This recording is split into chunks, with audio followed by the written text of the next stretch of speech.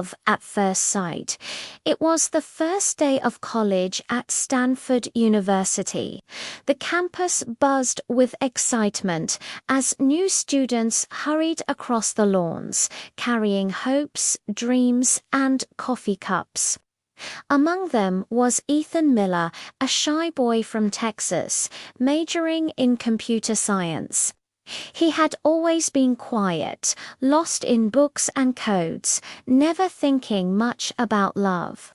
That changed the moment he saw Emily Carter.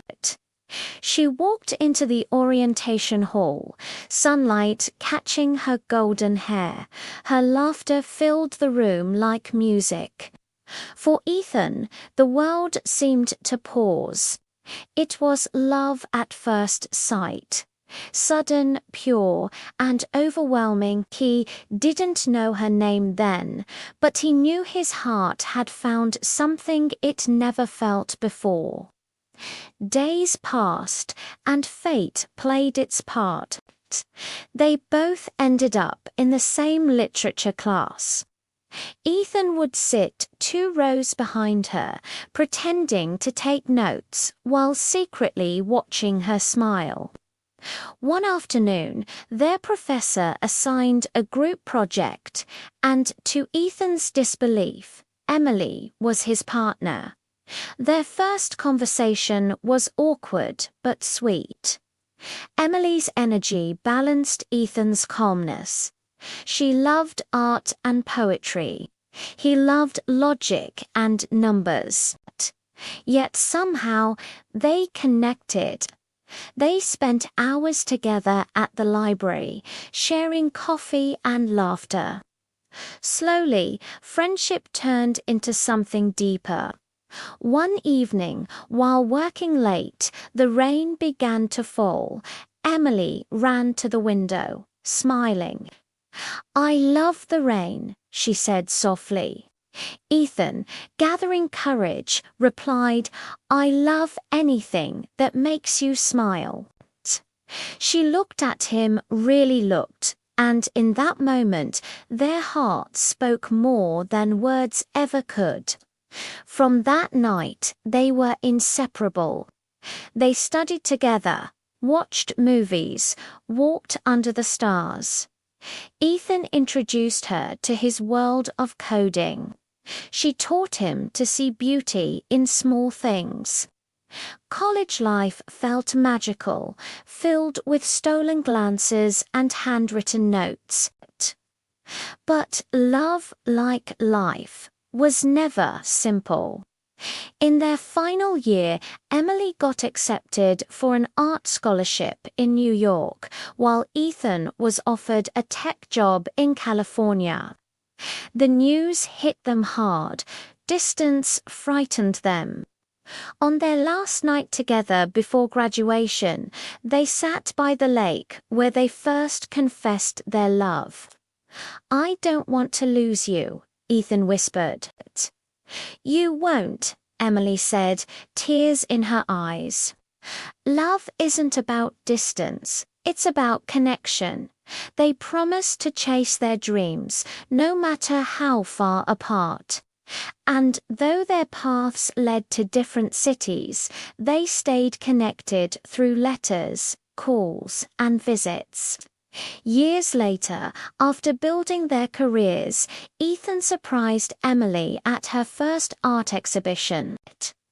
He held a small ring and said, "From the first day I saw you, I knew this moment would come." With tears and laughter, Emily said yes. Their love, born at first sight on a college campus, had survived time, distance, and dreams, proving that true love doesn't fade. It only grows stronger. Have you ever met someone and just clicked? Not in a dramatic, movie scene kind of way, but a quiet, comfortable click, like finding a puzzle piece you didn't even know you were missing. That's how it was with me and Alex. We met in the most ordinary place, a local bookstore, both reaching for the same worn-out copy of a classic novel. Our hands brushed, we both apologized, and then we both laughed. It was a simple moment, but it felt significant. We ended up talking for hours, huddled between shelves of forgotten stories, sharing our own island that Alex painted not for fame or money, but just to capture the colors of the sunset. I told Alex about my dream of opening a small cafe, a place filled with the smell of coffee and the sound of quiet conversations. In that bookstore, surrounded by the words of others, we started writing the first chapter of our own story. It wasn't about grand gestures or dramatic confessions. It was about the small things. It was about Alex bringing me a coffee, just the way you like it, on a stressful morning. It was about me saving the last piece of cake, knowing it was Alex's favorite. Love, I realized, wasn't a sudden explosion. It was a slow burn, a steady warmth built from 1,000 tiny acts of kindness and understanding.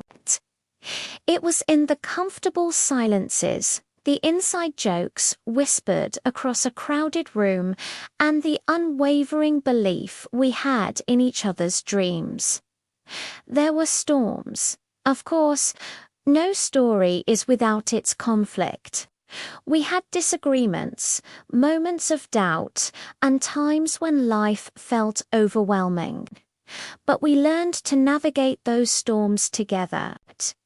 We learned that I'm sorry wasn't a sign of weakness, but a bridge back to each other.